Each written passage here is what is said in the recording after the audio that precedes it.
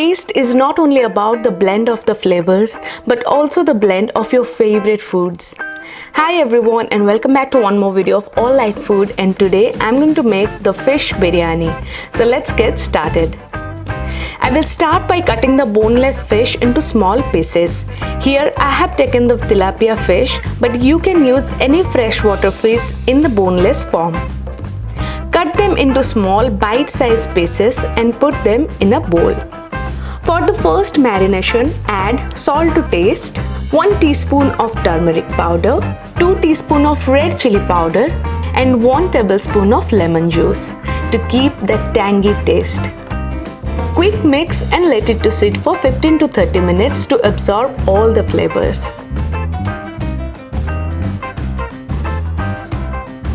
For the second marination, add 2 tablespoons of ginger, garlic and green chili paste.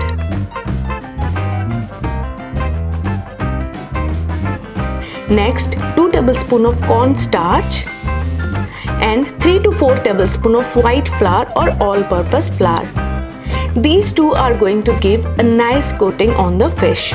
And now mix all the ingredients. Unlike the chicken or mutton, the fish is less firm and is soft and delicate, so needs to be coated and fried in prolonged cooking procedure. To fry the marinated fish, take 1 cup of oil in a wok, and when the oil is warm, fry all the fish pieces.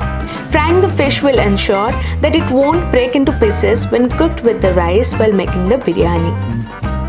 The reason not to bake or air fry the fish is that baking won't make the fish firm as the way frying will. Once fried nicely, take them out and keep aside.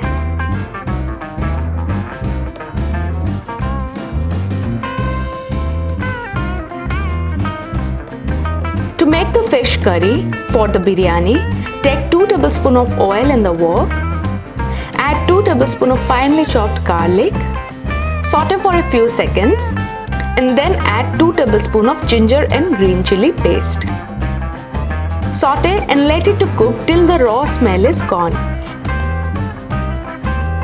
Meanwhile, add salt to taste or a teaspoon, 2 teaspoons of turmeric powder, a tablespoon of red chili powder and a tablespoon of coriander powder. Don't worry about the amount of the spices as it will get adjusted when the rice is added.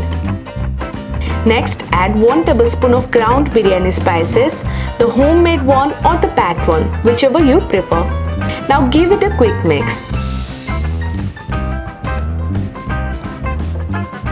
Next, I am going to add 2 tablespoons of tomato paste. This is going to make the gravy sour and thick. A quick mix. You can also add finely chopped tomatoes.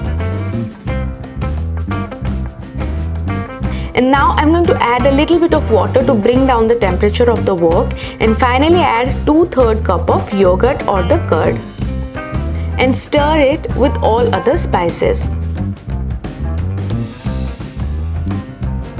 And when it starts boiling, I will add the fried fish pieces.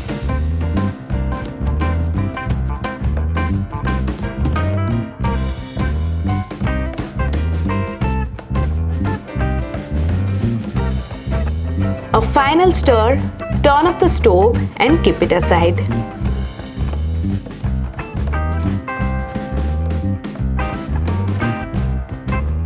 To cook the rice, boil double the amount of water than the rice.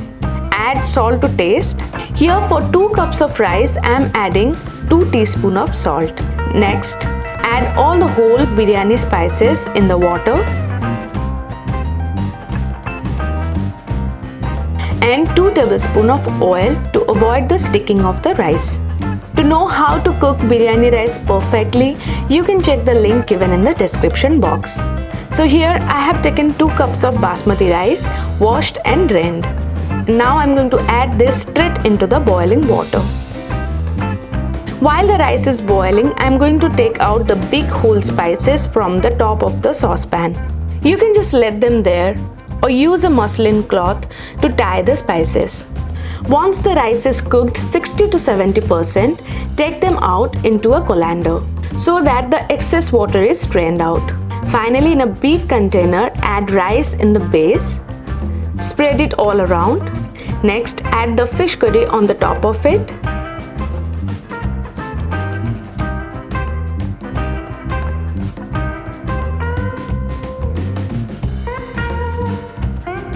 And then cover with one more layer of rice. Sprinkle half a cup of fried onions and some mint leaves. And continue till all the layers are ready. Add a little bit of water at the base to make sure the bottom layer of the rice doesn't burn and stick to the bottom. I just forgot, so I'm going to add it at the last. At last, a tablespoon of lemon juice and a tablespoon of clarified butter to flavor the rice. You can avoid the clarified butter if you want. I just make sure that all the flavor stays inside the container, so I seal it from all the sides nicely. Now stir it on low heat for 30 minutes on dum. So it's been 30 minutes, the dough is cooked and it's smelling perfect.